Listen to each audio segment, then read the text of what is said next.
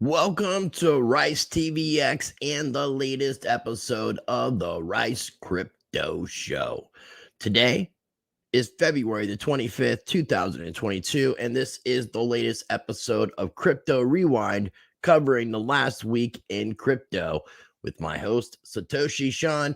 And this week, we do not have a guest. It's going to be just the two of us. Before we begin, a few quick messages from the sponsors of Rice TVX. BitSwap is the hottest new way to trade tokens. Crawling all the top decentralized exchanges, BitSwap will get you the very best price and value for your trades. BitSwap is changing the game. Try it now at bitswapdex.com. You can find links in the video description for BitSwap Dex, for Monarch, and for Presearch.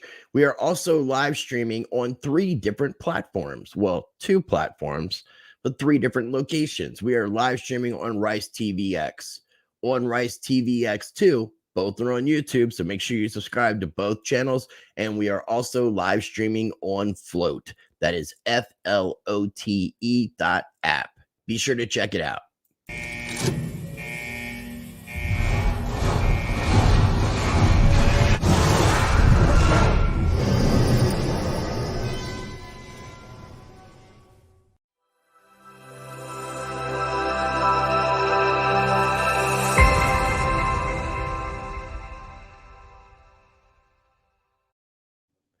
We like to get the ads out of the way at the very beginning of the video so that we do not interrupt any of the flow during our conversation.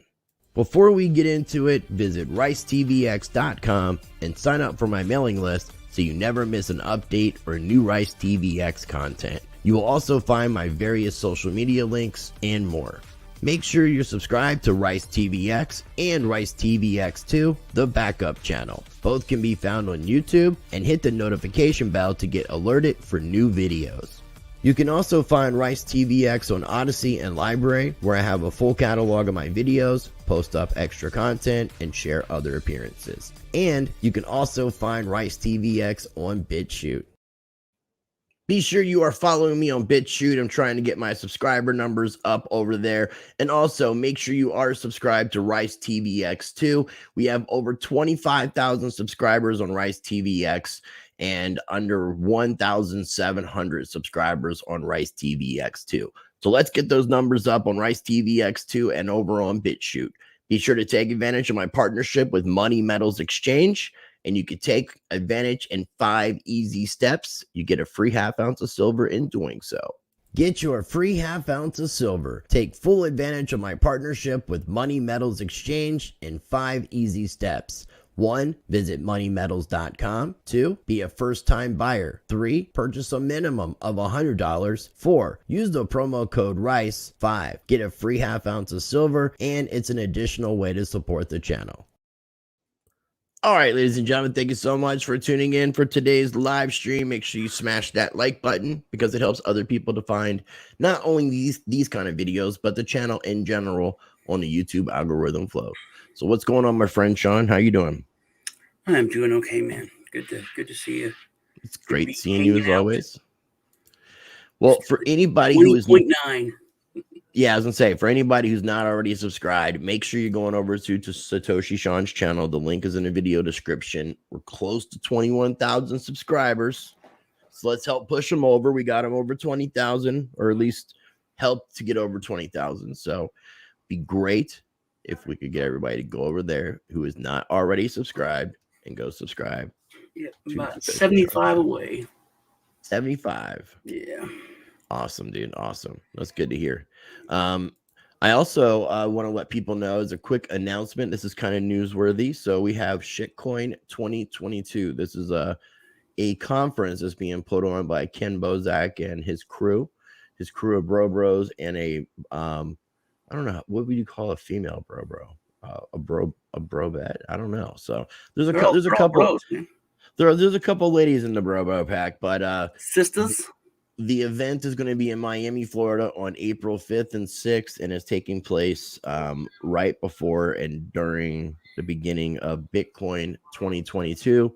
The first year was last year, and the whole purpose is fuck maximalism, because the Bitcoin conference is very Bitcoin centric and Bitcoin focused and very much for maxis. So this gives the other part of crypto a conference in Miami during that same period. And somebody else is going to be appearing there. Apparently, someone today, was it today or was it yesterday? Are you listening to me? Somebody made Ken Bozak cry. It was today. It's in April. Yeah, it's like a month away. I thought it was in October. Don't even be like this kind of silly. And then I looked it up today. I thought, oh fuck, it's June. No, it's April. Last year. Yeah, it was June, but it follows when the Bitcoin conference is going on. So we'll be talking more about this. I'm not sure if Ken will be on next week or the week after, but he will be on Crypto Rewind, and we'll be talking about shitcoin. I will be speaking. I'll be speaking solo. I may be doing a panel or something to that effect. And if this guy is coming as he promised Ken Bozak that he was, then maybe we'll be doing some live streaming or recording some videos in person. So I'm looking forward to seeing you in person, Sean, and we're going to have to hold you to this. So yeah, we're looking at, let's see, 31 days in March. That's it. 35, and you can add 2. So you have like 37 days. I think as a capable adult that you can figure this out and not disappoint Ken Bozak to the point that he's going to cry himself to sleep forevermore. That face. Okay. What? Okay. I can't hear you. I said okay. Are you having a panic attack while we're live? I had one earlier already. I didn't know I was. I thought you knew what you were committing yourself to. No, dude, I thought it a long time, and then I was okay. I checked my oxygen and my heart rate, and they were both like okay, but I was like out of breath. And my son, who has panic attacks, like, Dad, I think you're having a panic attack. Are you okay? And I calmed down instantly because I was like, oh my God, it's what I'm happening. So are you okay now? Oh, well, yeah. Okay. Just to make sure that you're copacetic, dude. Yeah, I'm very, very excited. All right. Sean C., appreciate you tuning in, man. I appreciate you, all the retweets.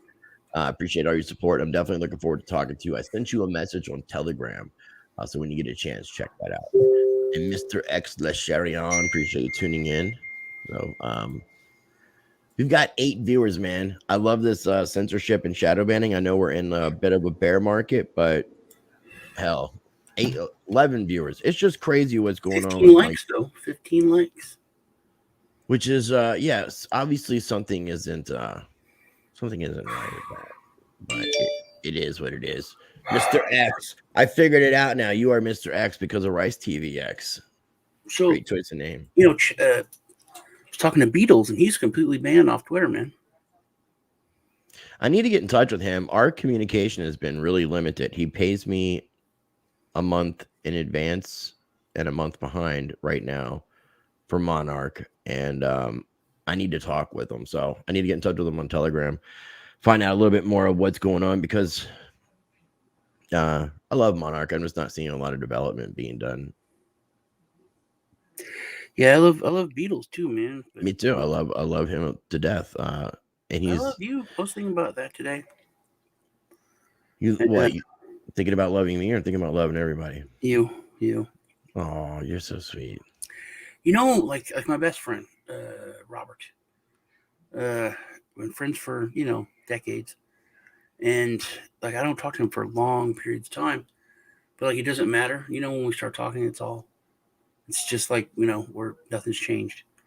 And you and me, man, like sometimes we don't talk all week until we come on here, And then we're all, oh, I'm busy in this, and I'm sorry, and but it's weird how much I love you, man. Even though Well, I appreciate you, man. That's why I'm we don't even if we don't talk, it's like everything's everything's fine until when we start talking again. And I was thinking about with Ken, it's like because what's his name?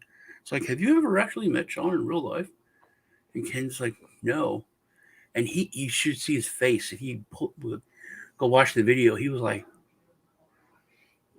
he couldn't believe it. It's like, you guys have been friends for a really long time, and we have been, man. We're so close, and I care about you so much. But it's like we haven't really. I don't know. It's just weird. I was thinking about it today. Well, I mean, we both got our own channels. We got a lot of shit going on. We both got our own lives. I've got other stuff I'm dealing with. So sometimes during the week when it's nothing that is... no, we do the when it's not imperative. I mean, when there's something important going on, when you got health issues or there's some concern, I mean, we definitely communicate when we need to.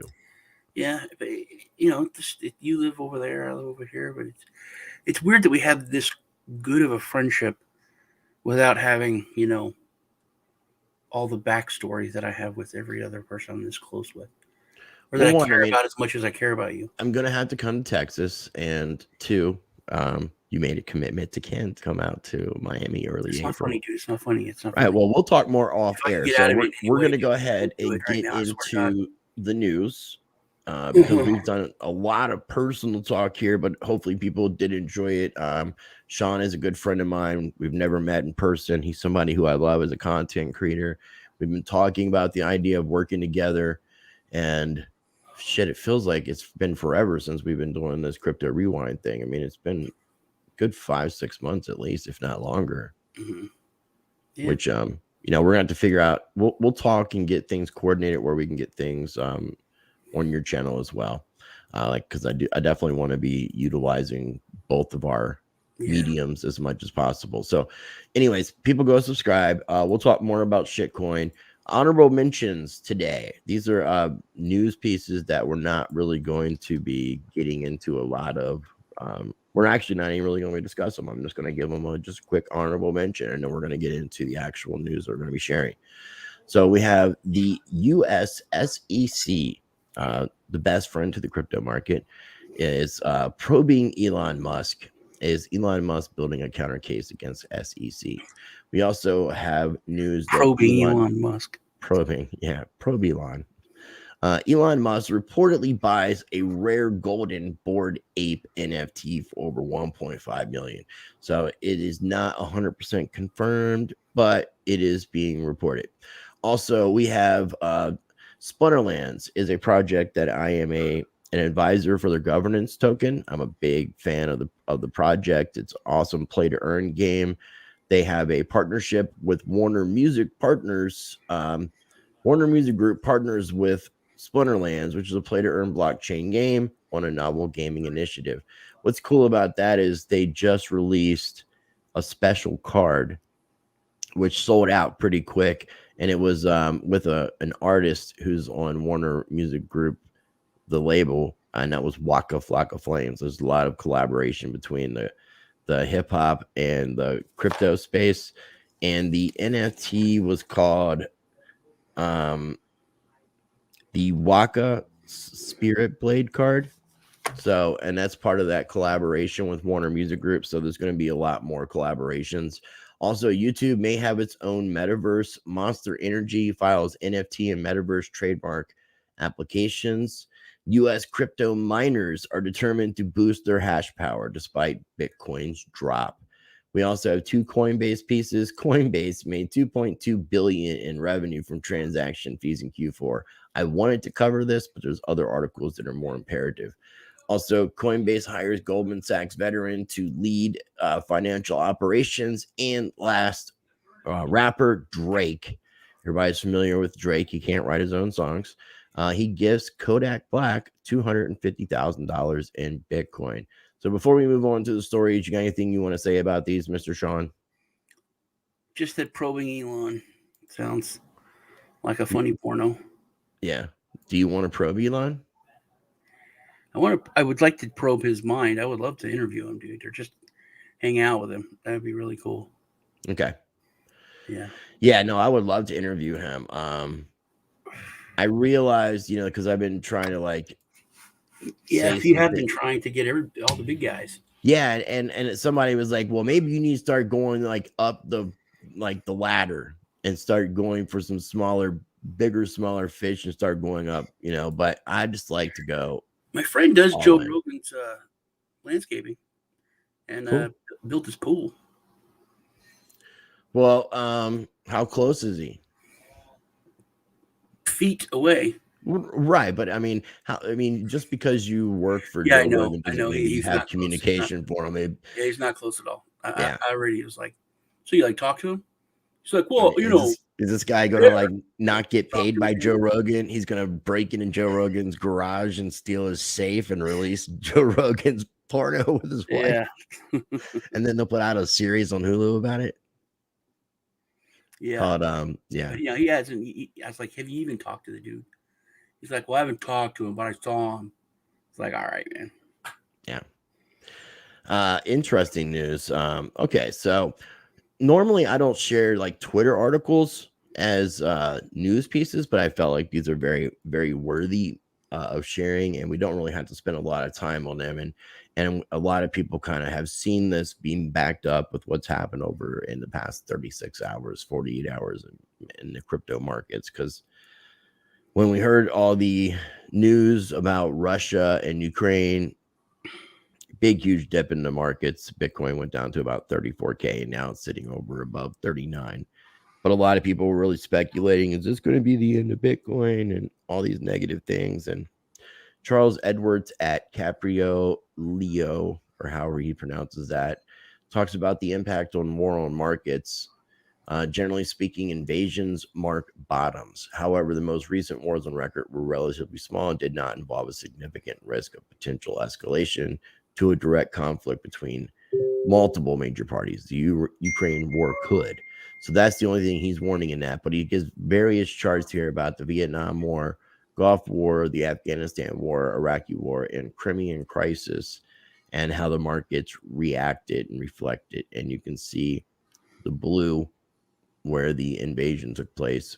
And if you would have bought during these periods, you would have seen an increase in price. So, I mean, the reason for this is because, and I want to get your opinion on this, Sean, but anytime you're having economic turmoil in a nation, war is soon to follow, or they crisscross, but either way, they go hand in hand.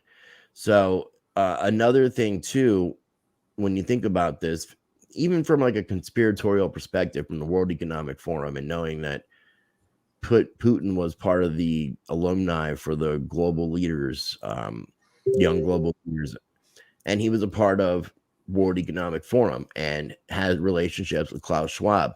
Is this move a strategic move for the global elites, or is this going into something else? Because if this continues in any capacity, at least on the short term, it's going to give the central banks every excuse to continue printing when the Federal Reserve has been talking about tapering. So yeah, let's get your thoughts on that, Sean. Well, I think we talked about this last week, and I talked about it on Crypto Tonight. That especially when 2 years ago, a year and a half, whenever COVID really hit and everything crashed, and the crypto market was affected, alongside the traditional markets, and everybody was so confused. But we're all part of the same world. They are different markets, but they're all connected in the same place. So, global events affect all global markets because they affect us. And I don't think any of us realized how many crypto people and projects are based out of Ukraine. I thought a lot of Russian people or I thought a lot of Ukrainian people were Russian. and it speaks to a lot of stuff. It speaks to centralization. Those points of failure. We were talking about on World Blockchain Roundtable yesterday about those points of failures and how Canada, they and then I brought us up, and your channel and all too. I gave them a shout out, but well, you better, as much as you're plugging all these other channels. No, I'm just messing with you. but you know how the Canadian government is going full-fledged, totalitarian, and the cops aren't even like grabbing people, or I mean they are, but they're just walking around with phones and they're just taking pictures. A lot of that is obviously backed up because trying to understand this from a Canadian perspective and understanding Canadian politics, it was Parliament that helped this Emergency Act to move forward, but I think it's their Senate that stopped it. Hey, Darko, but what the cops are doing now. But it was because it was going to cause an election. So basically, everything that Justin Trudeau was trying to do with the Emergency Act, he basically halted. He ended it. And in order for him, and this is interesting because if the truckers want to just go ahead and like get back together, the Emergency Act is not in place. He would have to go back through that process to be able to get the Emergency Act put back into place if it was even to go that far. Well, what's going on? So I just want to put a pause on that for the only thing for Canada. To say was that the police aren't doing traditional strong arm shit. They're literally walking around with phones taking pictures of people. And then, facial recognition software is kicking in, and it's all going on in the back end. They're literally dragging people in digitally and then going and freezing their accounts. And the Canadian government has frozen a bunch of crypto accounts. Right.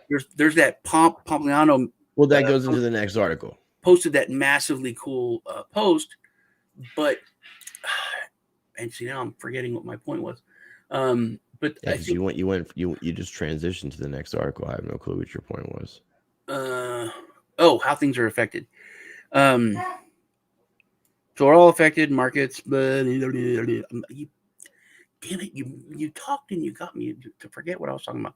But it was a great point. It was monumentally awesome. It was awesome. I remember now. Point of failure. Dragon Chain, they made the point. And I said what we always talk about with Solana is there's that fucking switch. You know what I mean? And I said if Solana was based in Canada, eventually that government would get to the right people who can throw that switch, and if it needed to be thrown, they would throw it. That point of failure. Potentially, yes. If people, and that would be only if Solana was like providing that kind of value. But I'm talking about how look at what's happening in Ukraine, and it doesn't take much, man. And that really speaks to any level of centralization. That how bad that is. Even in any level of centralization, it can come down to that. I mean, governments are so unscrupulous. Laws are, and we say this all the time. A law isn't a real thing. It's just an idea. It's an idea, but they're also laws. This is the most important thing I could say about laws, Sean. Laws are designed for people who are intelligent enough to make sure that they understand and comprehend the law to protect you against the government. But just like we always talk about laws as pertaining to us and the people, when it comes to governments, they could just say that's against the law, and they're like, yeah, it is, whatever. We can apologize later, but for now, we're going to go ahead and do what we want, and it. Well, you know what? Pluto returned, and there's going to be a lot of change going on, man. So just get ready for the event because it's just beginning, man. It's just beginning.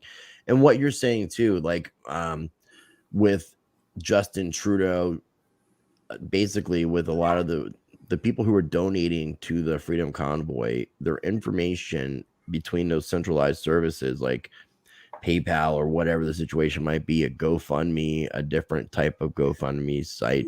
That information was exposed publicly so that the financial institutions could freeze those people's accounts, and also try to do that on the end of cryptocurrency because of what was happening with the tally coin, which we talked about last Friday. But what's really cool, and this is something that was shared by Anthony Pompliano, and then I also found out, I was listening to this a little bit earlier, Ted Cruz actually read this at some political event he spoke at. So I'm just going to go ahead and read it. That was impressive. That was impressive, man. It's really cool. So it goes, this is from a non-custodial wallet called Nunchuck. I've never been familiar with the wallet. I'm going to check it out. But dear the Ontario Superior Court of Justice, Nunchuck is a self-custodial collaborative multi-sig Bitcoin wallet. We are a software provider, not a custodial financial intermediary. Our software is free to use. It allows people to eliminate single points of failure and store Bitcoin in the safest way possible while preserving privacy. We do not collect any user identification information beyond email addresses. We also do not hold any keys. Therefore, we cannot freeze our users' assets. We cannot prevent them from being moved. We do not have knowledge of the existence, nature, value, and location of our users' assets. This is by design. This is my favorite part. Please look at how self-custody and private keys work. When the Canadian dollar becomes worthless, we will be here to serve you too. Sincerely, the Nunchuck team. Yeah, I thought that was hilarious, man. It's OG, man. Yeah, it's OG. But it sums it without even having to go into any explanation. That just sums up the power of decentralization and open source technology. Yeah, that was going along with what I said, that the police are just taking pictures. They don't have to go interrogate people. They don't have to go and grab them and take them down to the station and grill them. They just literally have to snap a picture and walk away. And then nerds, can sit there on their computer and literally take people's money away, take away their livelihood, take away their ability to care for their family. The weaponization of the dollar or the Canadian dollar or the financial the legacy financial institutions, it's moved away from actually only on like country levels. It's moved down to regular people now. Yeah, it really shows us how people are slaves to this system, man, and it's waking a lot of people up.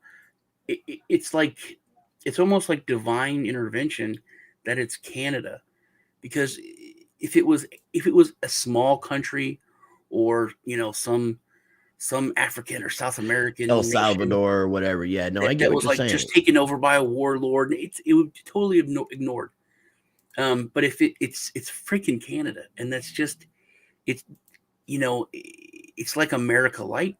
I mean, it's as Western as you can get. It's big. The people are so polite and really they're liked around the world. It's the perfect country for all this to happen in. I mean, it's terrible, but to show. Yeah, no, I mean, I get what you're saying. It's not necessarily the perfect country. It's if something like this is going to happen, for it to have the effect that we would like for it to have, it needs to be a nation that people recognize as being civil and a part of the rest of the world and actually contributes to society. If it was Australia, you could say, if it was New Zealand, it's too small. If it's America, they're crazy. We're not like that. But you can't say it can't happen here. Right. When it happened there, there's right. nothing. Well, dude, I mean, we talk about it all the time, and without spending a lot of, because we want to try to keep the stream kind of tight. We got a lot to talk about with Ukraine, but we talk about this a whole lot, with the CBDCs going in that direction would give them not only that tracking and tracing, and you would have no privacy, but it also gives them that programmability and that controllability to be able to freeze funds and take away funds without emergency orders being in place. So going on to Ukraine. Now, there's 3 different articles. There is 4.4 million in Bitcoin has been donated to Ukrainian military support groups. What? which is awesome. Wow. The next article is Dude, crypto that's communities that rally. 10x'd in the past 10 hours, maybe. No, I know, because there is an article that talks about 400,000, and I don't know if that was misprint or not. The next one was crypto community rallies with Ukraine as local NFT artists' works sell out. Then the last one, which we'll go into a lot of length with the article, is that the crypto community reacts to Russia's war in Ukraine. Yeah, because when I first looked up articles, Sean, it was like something like 400,000 or 440,000. So yeah, the 10x. That was like, it was like middle of the night yesterday. So I mean, that literally could have happened. It could have 10x'd in the shorter period. It's possible. Now, this isn't going to the government because the government cannot accept the Bitcoin donations, as it says. So these are NGOs, right, non-governmental organizations, but these NGOs are working with the Ukrainian military. It says that publicly available data aggregated by blockchain.com shows that 109 Bitcoin worth more than 4.29 million is in the wallet's current balance at the time of writing, with 113 Bitcoin worth 4.4 million being donated to the wallet in total. Come Back Alive has already distributed over 4 Bitcoin worth 157,000, leaving us with the aforementioned balance. The wallet currently has 1,659 total transactions and counting. So it's beautiful when you're seeing a crypto community, not only people who are working in the space who are trying to do this for PR, which we'll get into in just a little bit, but when you've got just the regular average individual, someone like Satoshi Sean, who's donating to the Freedom Convoy on Tallycoin, who's trying to make a difference and utilizing cryptocurrencies. And not being able to give the power to any centralized website or entity to be able to seize those funds, or decide that they want to return the funds and not allow them to go to what you want to help. So it's fucking awesome to see the power of this happening, man. It is, and this is something that so, that I'm like kind of a downer when it comes to most stuff when looking at the future, but this crisis has shown me so many weird, crazy things. The Freedom Convoy, there was a lot raised with that too. So I mean, I'm talking about the big weeks. Talking about the big picture. Russia invaded Ukraine, and that's a normal thing that happens.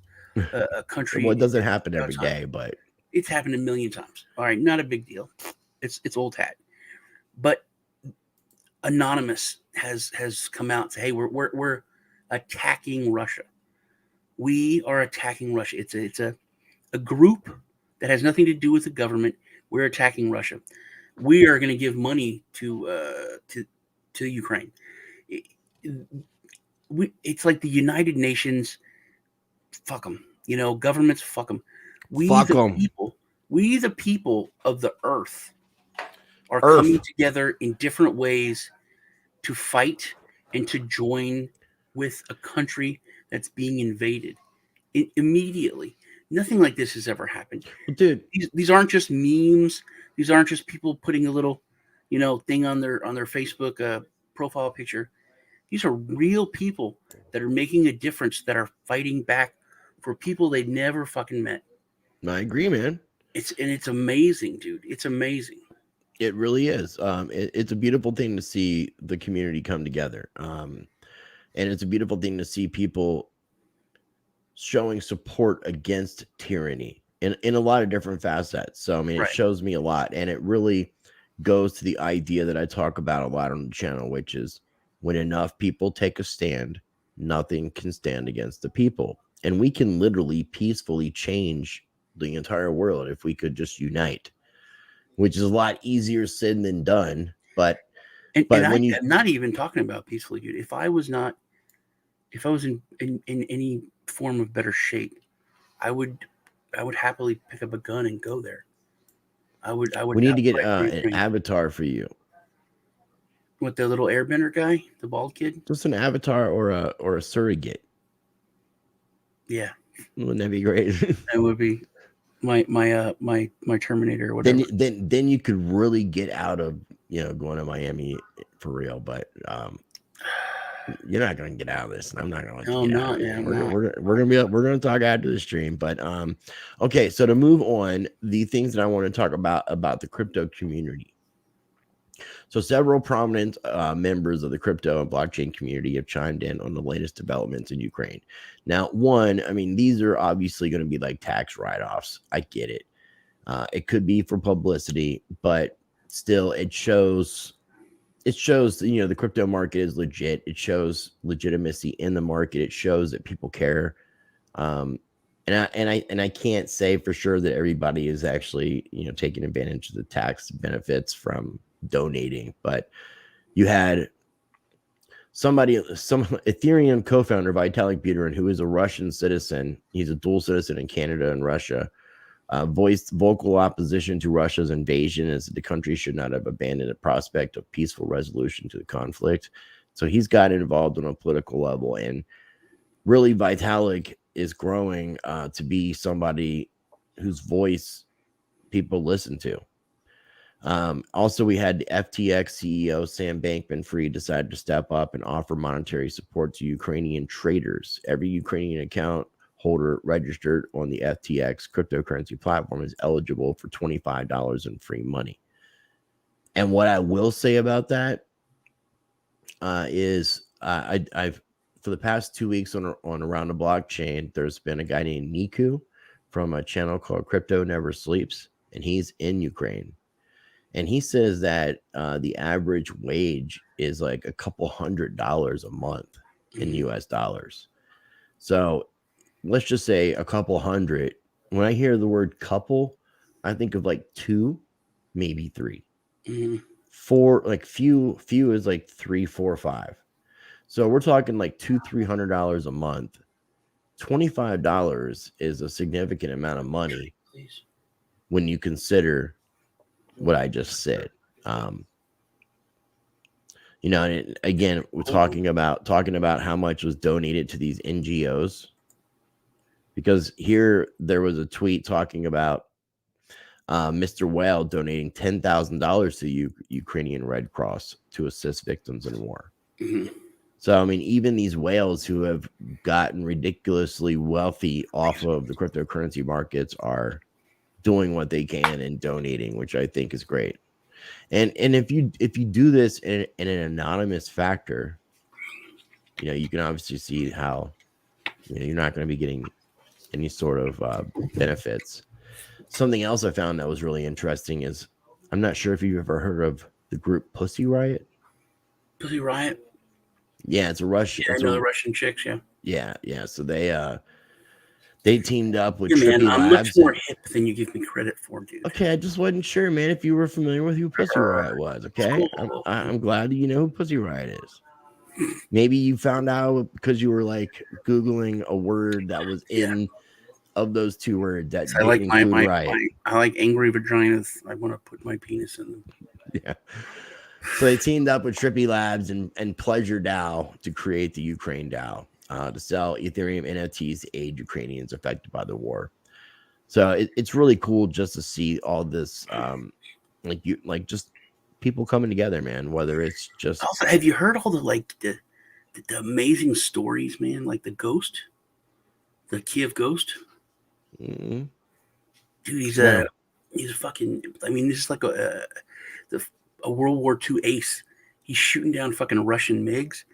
The story of the island about those 13 soldiers. That's the Alamo, man.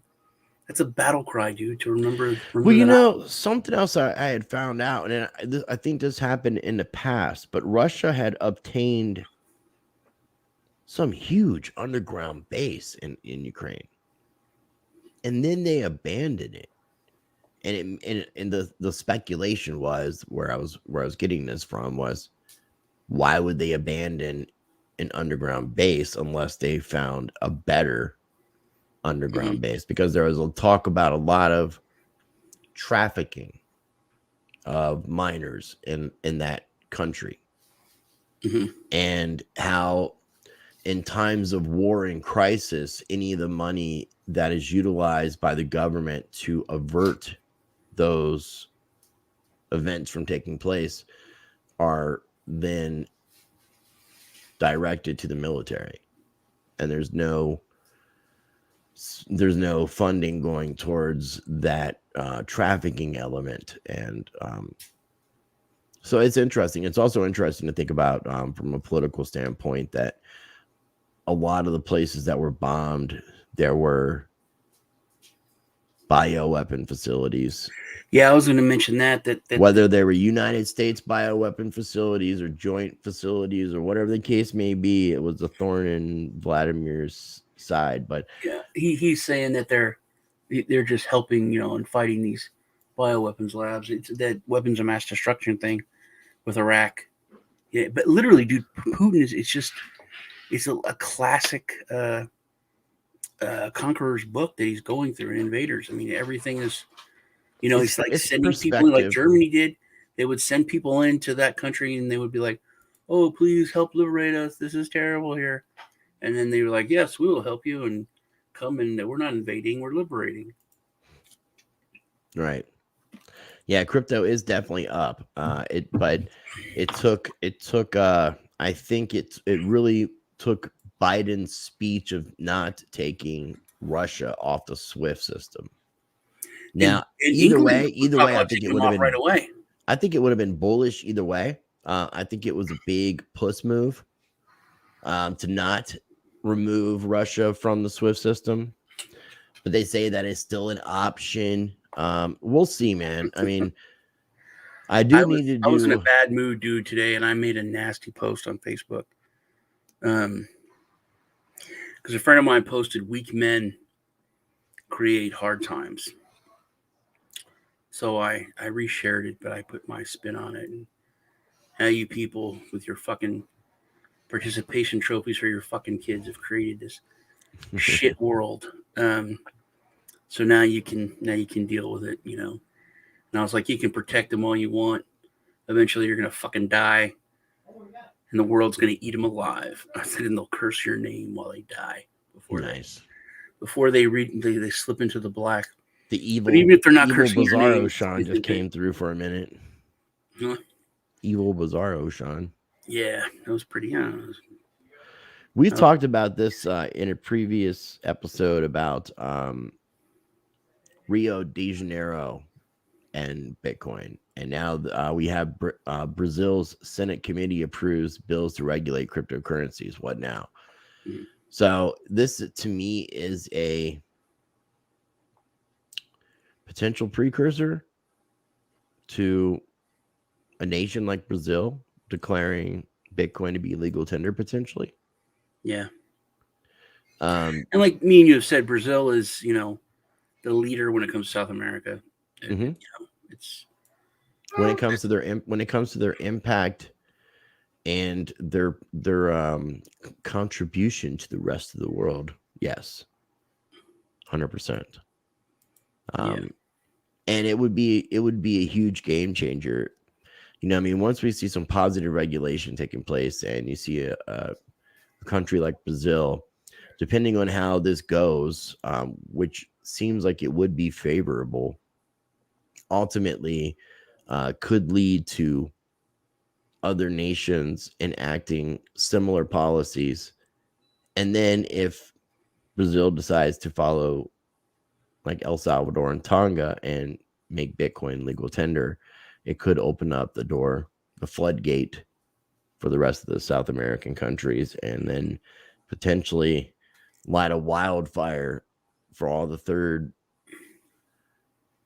all these third-rate nations that are being affected by all the manipulation and and if it happens there and then that fire goes to Africa, which I thought it was going to happen in Africa first. I thought Africa was going to lead it, but South America's leading it. But dude, well, Africa's problem is they took a lot of bailout and funding from combination of China and IMF. So you have China coming in, controlling other countries' resources and not allowing them to benefit from this new technologies. Because when you have Akon, The Akon thing is so huge when you really think about and understand Akon as an entrepreneur and businessman. Because if you look at the record industry, which is one of the hardest industries to like really be truly successful in, he has been successful as a solo artist.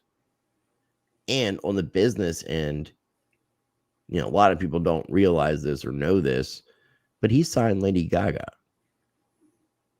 So he gets residuals on everything she does. When you say Akon, do you hear it with auto-tune in your head? No. I do. Every time you say that. Akon. That's how I hear it in my head every time. He wasn't the best singer, but Lonely Island.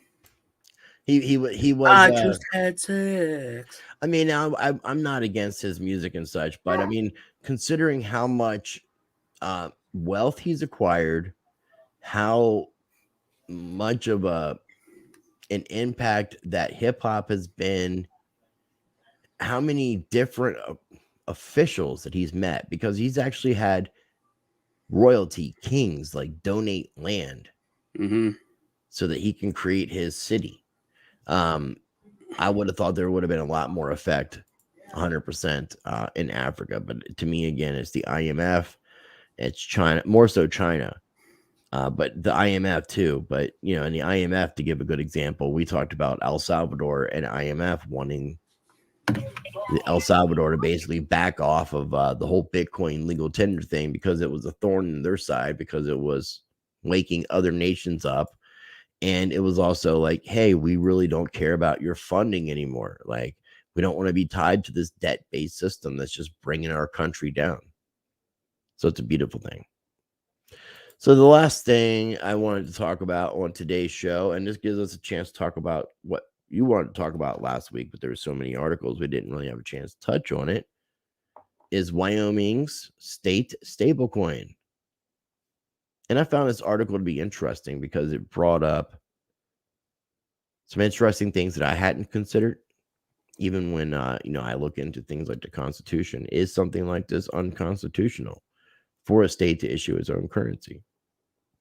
And is it prudent for them to do this when they pass a bunch of laws and you have entities that are in Wyoming that are also doing something very similar?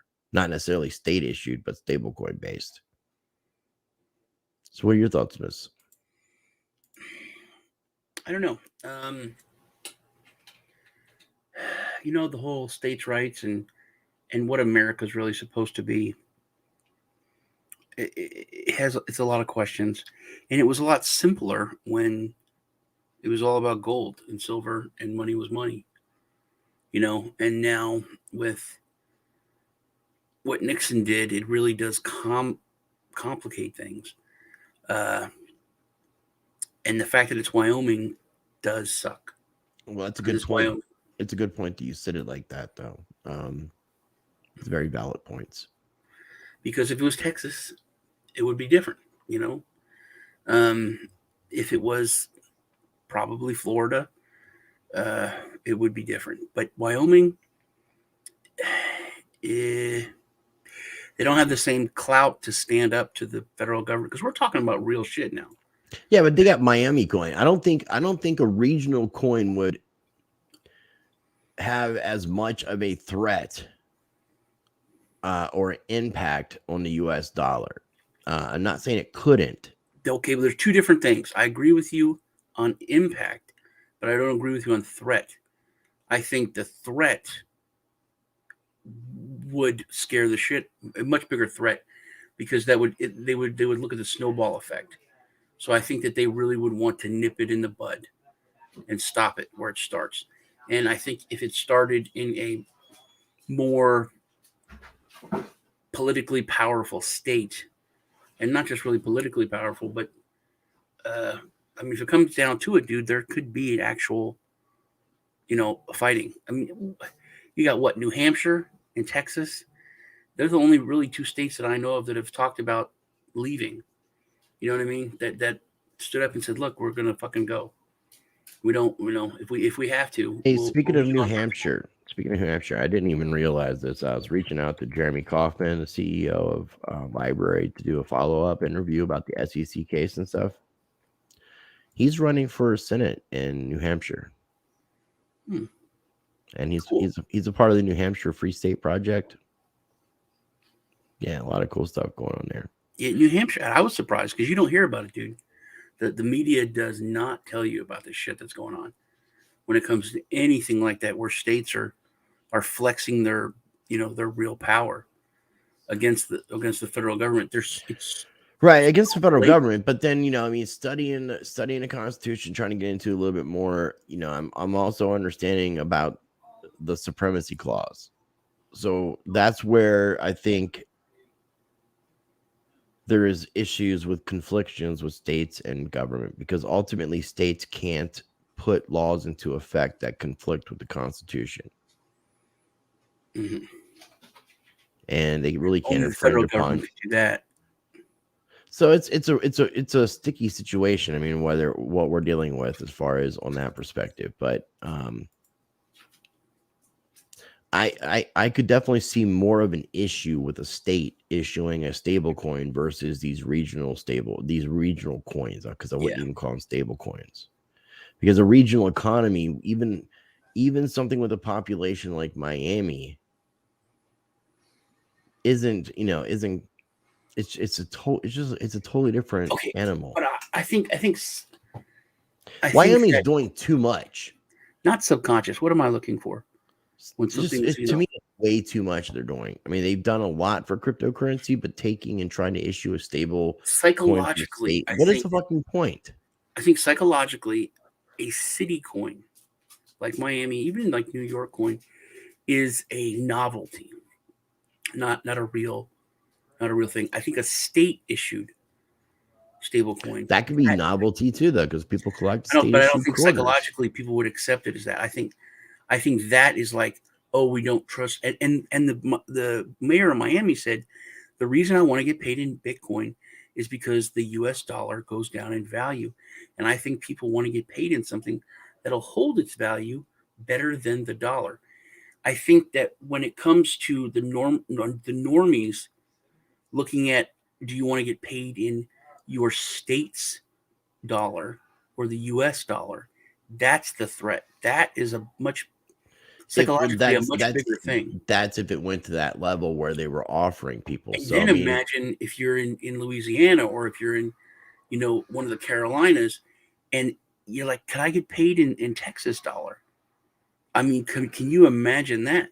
That is a big threat. Yes and no. I mean, for one, a state, if a state issued stable coin was to be available, it should only be able to be utilized in the state, for one.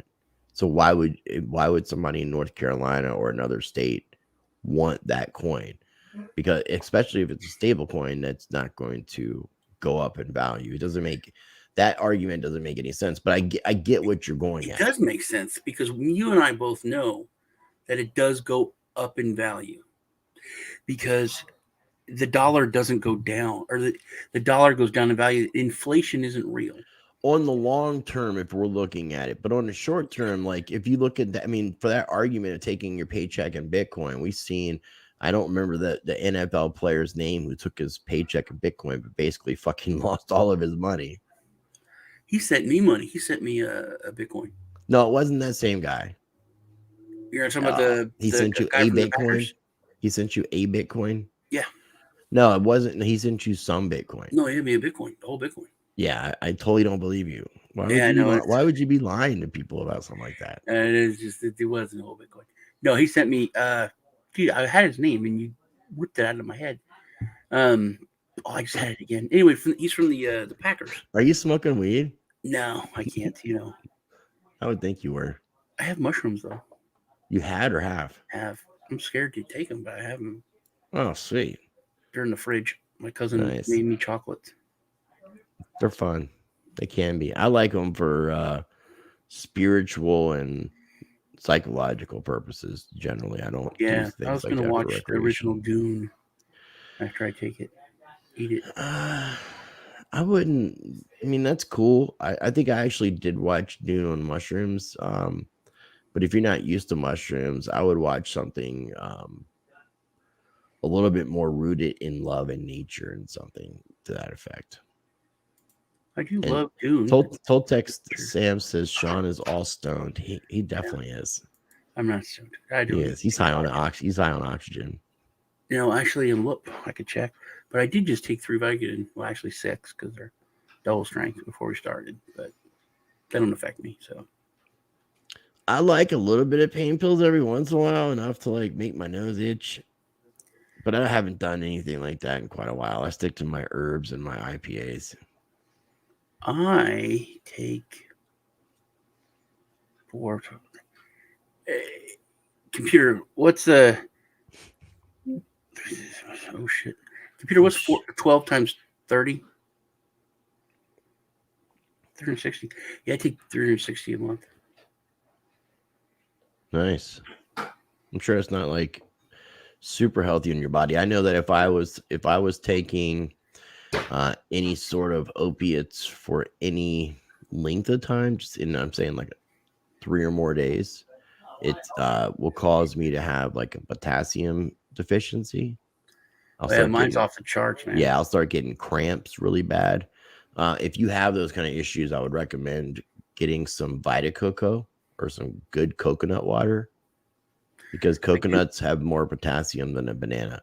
And or if you're getting really, really bad cramps and like it's really fucking killing you, try drinking pickle juice. I take massive potassium pills, and I drink like sports drinks and other drinks that have high potassium. I eat bananas, pickle juice. I take special pills so that I don't pee away my potassium. I'm like because my heart started getting weird. I had to go to the cardiologist, and it's like, oh man, you have massive potassium deficiency, like super bad. Not good. No. Yeah. All right, bro. Well, look, let's wrap up the stream. Oh man, my potassium's so bad I can't go to shit. We're gonna talk. I'm sure people are bored of our potassium talk, but they probably are. Yeah, this is the problems that old people have. So good luck getting old. I'll be 47 the end of April, and I'm just saying that, it's kind of weird. Pushing 50, half a decade. I mean, half. Yeah, man. I think I'm on a downward slope now. I think I've already peaked out. I think. I don't know. I'm definitely not taking care of myself like I should, and I'm trying to change that. So I am on the process of it. But before we end, got links down below in that video description or wherever the hell it happens to be where you're watching. Go find the links for Satoshi Sean's channel and make sure you are subscribed so we can get him over 21,000. But don't let him pass me up yet. Darko said, rock on. Darko, love you, man. We're going to have to get you back on. We just don't generally bring guests on back to back. And I wanted to have every once in a while, we try to do one with just me and Sean. Avocados have potassium. I didn't know that. Neither did I. And I don't like them. So I love them, dude. Well, I guess in this case, since you're asking, I have to say I'm a vulture. That's a good one. All right. So make sure you guys are subscribed to Satoshi Sean's channel. I will have a video coming out tomorrow. I'm not sure, maybe 2. And I will be going live on Sunday at 1:00 p.m. Eastern time. That is the 27th of February with Ethan Lucas for our Spirituality of Law. It'll be episode number 20. So make sure you... Bryce, are you an advisor on any cool projects you want to talk about? I guess we could talk about it when I have more time to talk about it. We're not wrapping up an episode, but yeah, we'll talk about it next week. Sounds good. We'll just leave people hanging, because I also, with everything going on, I've just had a chance to do like brief overviews, and I'm not super knowledgeable enough to be able to sit here and spout out some information and look like a jackass. So I will make sure that when we convene next time, I am more knowledgeable on the subject so that I can converse better on it. Make sense? Yeah, David doesn't like the word crypto. I like the word crypto. I don't like the word cryptocurrency. And actually, so people, before we end, and we're going to end, but I want to say this. There's so many people who are like, I don't like the word crypto because it has crypt in it, and it means it has to do with death and dead. And that is not true. Not at all. And if you study your etymology, you'll actually understand that the word crypto, where it comes from, because it existed before cryptocurrency. This is how we communicated in World War II with the Navajos, using a form of cryptography. So it comes from the Greek word kruptos, Kruptos, and it means secret or hidden. Just like the word occult, Occult, means hidden or secret. So they're very similar in that nature as far as their definition. But the word crypto has nothing to do with death. So you guys need to keep that in mind. And good night, all. And it is happy herb time. I love you guys. We do this most every Friday, 7 o'clock p.m. Eastern time. So be sure to tune in. Smash the like button. Subscribe to Rice TVX, Rice TVX2, and make sure you head over to Satoshi Sean's channel and subscribe as well. Much love.